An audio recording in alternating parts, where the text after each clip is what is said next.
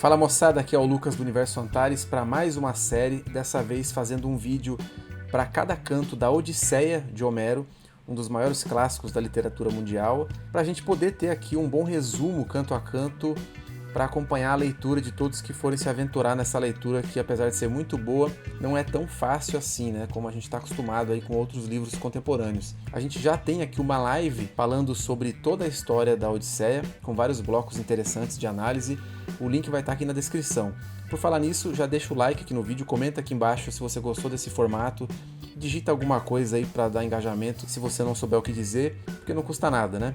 Mas vamos lá então. Lembrando aqui que a Odisseia é uma espécie de spin-off de outro livro anterior, que é a Ilíada, outra epopeia do Homero, que a gente também tem live aqui no canal. Vai estar o link também aqui na descrição. E a Ilíada narra a última parte da Guerra de Troia, que é justamente onde nós conhecemos o protagonista da Odisseia, cujo nome é Odisseu. E a Odisseia vai tratar do que aconteceu com o Odisseu depois que ele saiu da Guerra de Troia, depois que ele deixou o lugar com as suas embarcações, com seus guerreiros, e foi embora para a casa dele rumo a Ítaca, certo? Então esse é o resumo do que acontece nesse livro. Bora lá? Canto 1. Tal como na Ilíada, a Odisseia também começa com a invocação da musa para que a deusa da memória ajude o Rapsodo na sua composição. Dessa vez o pedido é um pouco diferente. Ele pede que a musa conte sobre aquele personagem específico que depois da destruição de Troia teve toda uma jornada particular, e é assim que o texto diz: Fala-me, musa, do homem astuto que tanto vagueou depois que de Troia destruiu a cidadela sagrada. Muitos foram os povos cujas cidades observou, cujos espíritos conheceu, e foram muitos no mar os sofrimentos porque passou para salvar a vida, para conseguir o retorno dos companheiros às suas casas. E é assim que começa a Odisseia. Logo nesse início, o texto dá um salto temporal lá para frente, dizendo que muitos companheiros do Odisseu morreram porque, com a tripulação muito faminta, em determinado momento eles comem uns animais que seriam sacrificados ao deus Hipérion, que foi o que deu origem a toda a tragédia do Odisseu. E a essa altura, o texto diz que todos os outros heróis gregos já estavam em casa, menos esse que queria tanto voltar para casa para ver sua esposa, que é o Ulisses, o nome latino para o Odisseu. Isso teria acontecido porque uma deusa menor, uma ninfa chamada Calipso, estava mantendo ele preso, mantendo ele cativo, querendo que ele fosse marido dela numa das suas ilhas. E a gente vê aqui no começo do primeiro canto que os deuses, em determinado momento, decretam que a Calipso faça o Odisseu, permita o Odisseu voltar para sua casa, mas ele vai passar por muitas outras provações ainda na sequência.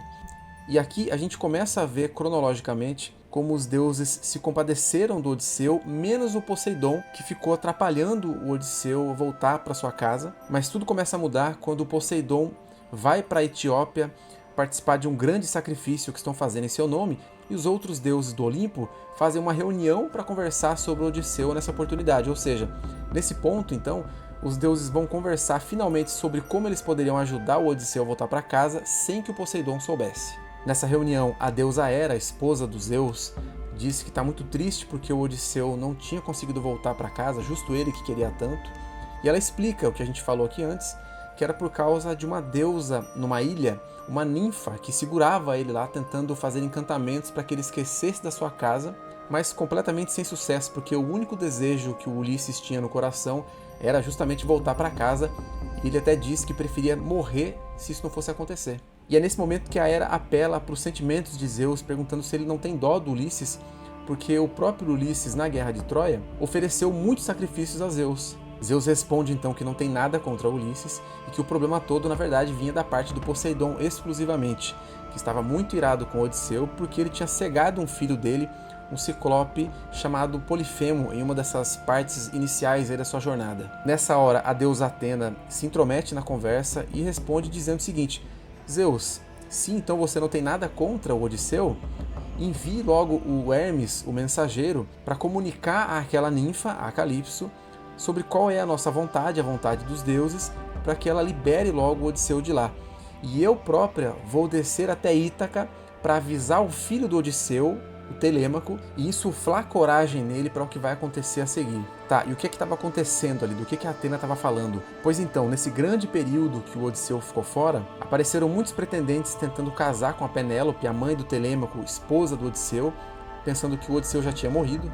E a Atena quer insuflar coragem no Telêmaco para que ele convoque uma assembleia dos aqueus, dos gregos ali de Ítaca, na cidade, e conte que havia pretendentes lá tentando ficar com a sua mãe, acabando com os rebanhos da família, e que isso devia ser impedido, inclusive já por ordem dos deuses. Depois dessa fala da Atena, ela já desce até lá embaixo e encontra esses tais pretendentes que estavam lá realmente usufruindo de toda a comida da família, da carne, do vinho, usando a casa para se divertir, mas ela também encontra o Telêmaco. A gente percebe que ele está bem triste, só imaginando lá que uma hora o pai dele pudesse voltar a expulsar aqueles homens, que é justamente o que ele vai dizer na sequência para Atena, que aparece ali na frente dele disfarçada de um estrangeiro comum, e ele a recebe com bastante hospitalidade, como é típico dos gregos, sem saber quem ela é. Ele também aproveita essa oportunidade para desabafar com esse estrangeiro, contando o que estava acontecendo por ali, com aqueles homens folgando em cima da fortuna da família, que se o pai dele aparecesse, eles sairiam todos correndo rapidinho dali, morrendo de medo. Nessa parte até tem uma brincadeira aqui que o Homero faz, porque o Telêmaco diz o seguinte: se o meu pai aparecesse,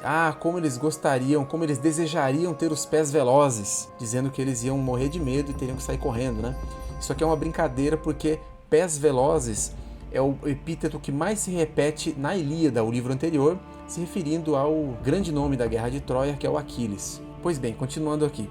O problema era que o próprio Telêmaco já não tinha mais esperanças reais de que o pai dele pudesse voltar. Ele já tinha certeza a essa altura que o pai dele, o Odisseu, tinha morrido no mar. Bom, o Telêmaco então nessa hora pergunta quem afinal é aquele homem. A Atena, por sua vez, inventa lá uma história qualquer, só para depois dizer que ela sabia que o pai dele estava assim vivo, mas que estava preso, estava sendo detido em uma ilha, e ele estava ali justamente para entregar uma profecia a esse respeito. E qual era essa profecia? A profecia era que não ia demorar muito mais para o pai dele voltar. Mas a Atena nem deixa o Telêmaco pensar sobre isso muito na hora para fazer algum questionamento. Ela muda de assunto e pergunta quem são aqueles homens que estão ali banqueteando daquele jeito, fazendo farra ali na casa. O Telêmaco conta tudo, né? Ele conta que depois que o pai sumiu, apareceram muitos pretendentes, como eu já disse. Eles queriam se casar com a mãe dele. E a mãe dele, atenção aqui porque isso aqui é importante, abre aspas, nem põe recusa o odioso casamento, nem põe termo à situação e eles vão devorando a minha casa e rapidamente serei eu quem levarão à ruína. Ou seja, o que ele está falando aqui? Que a própria mãe dele, a esposa do Odisseu, por algum motivo, não quis dar um basta definitivo nesse problema. Ele explica aqui que a mãe dele nem chegou a recusar os pretendentes para início de conversa, que é uma coisa meio estranha. E como consequência disso, eles ficavam lá dia e noite na casa, esperando que alguma hora ela escolhesse algum deles ou algo assim, e enquanto isso eles consumiam todos os recursos da casa. Quer dizer, eles faziam isso porque o Telêmaco não tinha coragem, não tinha postura suficiente, atitude suficiente para tirar todo mundo de lá. E a Atena nessa hora dá uma orientação para o Telêmaco a respeito disso, que ela já tinha dito lá para os deuses que ela ia fazer. Ela disse que ele tem que fazer uma reunião com os moradores de Ítaca, expor o que estava acontecendo ali, pedindo a retirada imediata daqueles homens da sua casa.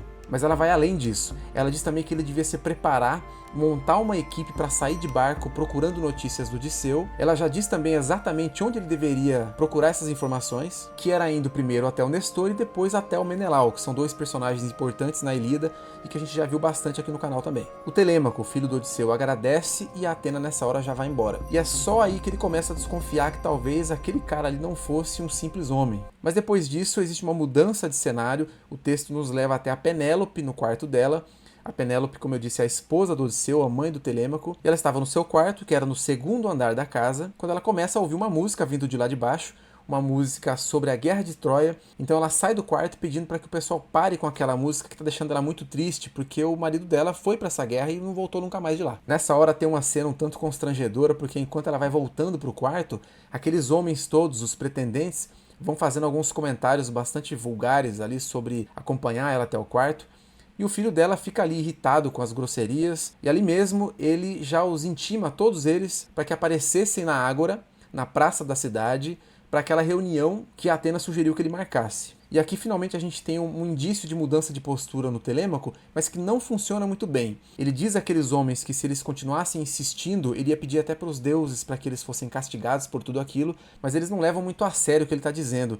E à medida em que alguns homens vão fazendo certos comentários ali, debochando dele, um deles pergunta quem era aquele estrangeiro que tinha acabado de sair. Ele responde que era o Mentes, o rei dos Táfios, mas não explica mais nada. E ele ainda diz que achava que o pai estivesse mesmo morto e não ia mais acreditar nas palavras de ninguém sobre o contrário, nem dos oráculos, o que acaba deixando até a gente meio confuso aqui nessa hora, né?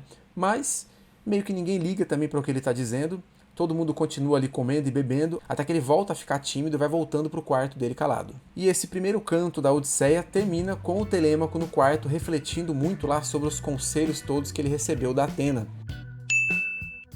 E aí, o que você achou? Gostou do formato? Comenta aqui embaixo, deixa um like para ajudar o canal, deixa aqui também as suas considerações sobre esse canto da Odisseia e vejo você no próximo vídeo.